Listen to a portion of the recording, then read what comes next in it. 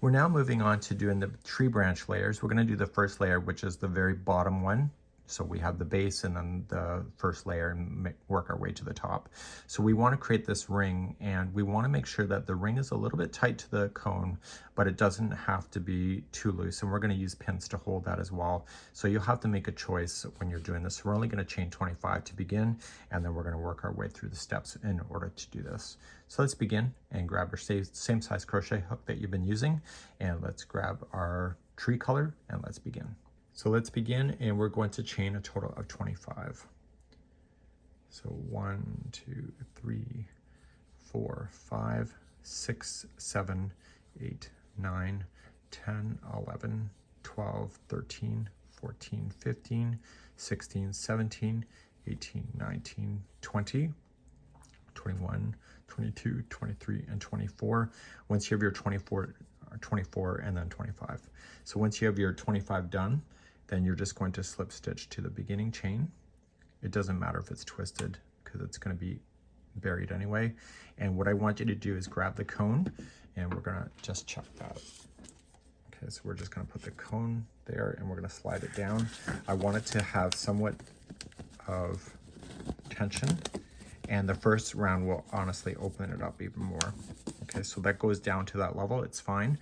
It will stretch even more later, so don't be too loose about that as well. But if it's too tight for you, you can add a few more chains because it really doesn't matter. It's just a holding to the cone. Let's begin our first round. To begin our first round is that we are going to chain 1 and apply 60 single crochets into the chain. So it's going to be a lot to it, and if there's too many that you're getting close to the end, you can slide it. So these are just floating on this. So you're going to do 60 single crochet around the chain. So we have 1, 2, 3, 4, and 5, and go all the way to 60. Meet me back here in just a moment. So I'm currently at 30, I need 60. So I'm getting close to where I am. So what you can do is just floating, just kind of pull on it, pull more chain out of that. This is supposed to be ruffling. So we want to put way too many stitches in that creates the ruffle on the tree, and then continue along. So just get your 60 done, and we'll be right back. So I now have my 60 done. I have confirmed the count. So just count and make sure, because it's a stitch multiple that you'll need to hit going forward. So get that done, and then we're going to put a stitch marker in before we begin the next round, because we are still going to do continuous rounds going forward. With all of the layers like this, we need to make sure that when we start crocheting around, that this is not twisting in a weird way. So let's just follow it around, and let's just say it doesn't rotate. So we're coming around and see how, and this is not intentional, but see how it's going down and underneath and back over, there's a twist. So what I want to do is that I want to open that up. So I'm just going to twist around and follow it back. If you have a twist, it turns into an infinity cowl, and it will never go onto the tree properly.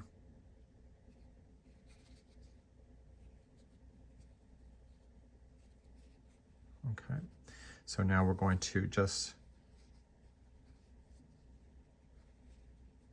see it again. So just follow it around and make sure that it does not go up underneath the chain in the back round.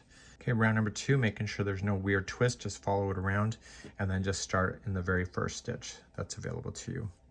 And all you're just going to do is apply 2 single crochets into each, so 120 stitches will end up appearing at the end of this. So there's 60 stitches now, if there's 2 into each, so you're putting way too many stitches into this thing, which is causing the ruffle to happen. So it took me 4 hours just to figure out this layer on its own so that it would look okay in the sample. So please go and do 2 singles into each. Move the stitch marker up like you had been on the base at the end of the round, and I'll be right back in a moment. At the end of the round, move up that stitch marker. You have to trust in this pattern. So it's going to look a lot like this right now. If you confirm that it wasn't already twisted, it will be good. Okay, so if you see a clear ring around without it going through the center, then it's good. So we're going to then move on to round number 3. And round number 3, we're going to establish then the points that create the leaves. And we're going to begin that next. We're going to begin by just single crocheting in the next stitch. You're going to skip the next stitch and then go to the second one over, single crochet, chain 2, and single crochet into the same stitch. Skip the next stitch, single crochet to the next. Okay, we're going to repeat this cycle. Skip the next one, single crochet into the next, chain 2, single crochet, skip the next, single crochet in the next.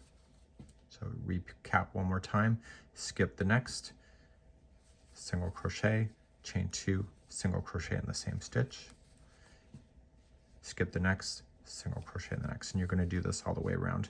So you're going to see these little points appearing, and that's what's making it ruffle. When you get all the way around, you're not going to finish exactly where the other one was. You're just going to be slightly over, and that's fine. That's exactly where we need to be. Okay, and so as this gets bigger, it's going to open more and more, and we're going to begin round number 4 next. As you begin round number 4, you're going to ignore the single crochets that were in between the points. You're only going to use the single crochet that was part of a point and the chain 2 space. So reach on over and get the first single crochet that is part of the next point, and single crochet there. And then in the point, you want to keep it, so you're going to single crochet, chain 2, single crochet, and then single crochet the single that's part of that same point. So you're going to skip the single crochet that's between the points, go right to the first single crochet that's part of the next point, single crochet that, do your point, single crochet, chain 2, single crochet, and then single crochet the same single crochet of the same point. Okay, so skip the one in single crochet that's between, do the first single that's part of the point, do your point, single crochet, chain 2, single crochet into the point, and then single crochet to the next single that's part of that same point. And I need you to do that all the way around, and you can really see it's starting to take shape. I'll see you at the end of the round. Now I'm coming up all the way around, and I have the last single crochet into the single crochet that was part of that point, and you see how it's just over from the stitch marker. We want to move that up so we're not ending where the stitch marker is. So rounds number 5, 6, and 7 are all the same, and because we're not adding any more stitches to this, it's going to open up more and more as you're doing the last 3 rounds of this color. I'm going to show you rounds number 5, 6, and 7 all at this time, because it's going to end where it is, and then it's going to pick up where you need to every time. So you're just going to reach on over, you're going to get the single crochet that's before the point, and apply a single crochet, and then you're going to go in the point and keep it a point. So a single crochet, chain 2, single crochet, single crochet into the point, or sorry, to the single that's part of that same point, and then move on over. Okay, so you're actually technically skipping over 2. So you're just going to go to the single crochet that's part of that point, so single, and then go into the point, single crochet, chain 2, single crochet, and then single crochet into the single that's part of that same point. So skip 2, go to the third, which is the single before the next point,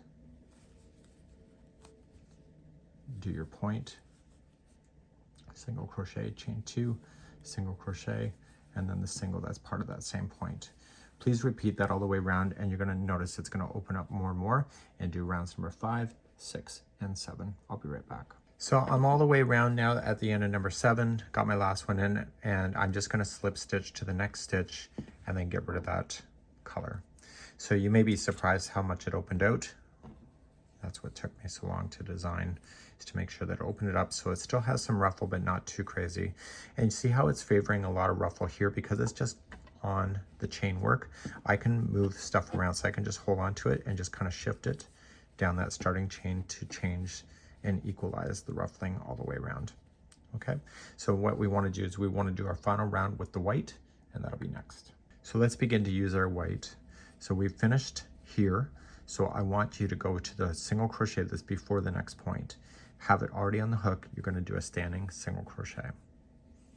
So pull through, there's 2 loops on the hook, pull through the 2, and that's a standing single crochet. In the point, the chain 2, you're going to apply then a single crochet, chain 2, single crochet. So it's exactly what you know. And then the single crochet after the point, single crochet. And now you're just going to jump to the next single crochet before the next point. So you'll single crochet and then go into your point, single crochet, chain 2, single crochet. And then single crochet into the next single that's part of the same point, and then jump. So you're technically skipping 2, single into the single, and then make a point. So single crochet, chain 2, single crochet in the next chain 2, and do this all the way around for the final round number 8. So at the end of the round, you're just going to slip stitch to the beginning, standing single crochet, and then you're going to weave in your ends like you did for what I've already shown you in the previous videos. So this is it, and you can try it on your cone if you would like to. If it's a little loose, don't worry about it. I'm going to use pins to hold it into position, and you can build up your Christmas tree as you're going. And before I let you go, I just put it at the mark. Okay, and then you can use pins. I happen to be using these elastic bands. You can decide what you would like to do with that. This is meant to drip down or droop down, and if you're seeing that it's not doing it correctly, just kind of slide it on that beginning chain that you did to get the ruffle to work out. And we're gonna damp block this later on in this tutorial to get it to be picture perfect, and it's pretty cool. So I'll see you in the next video.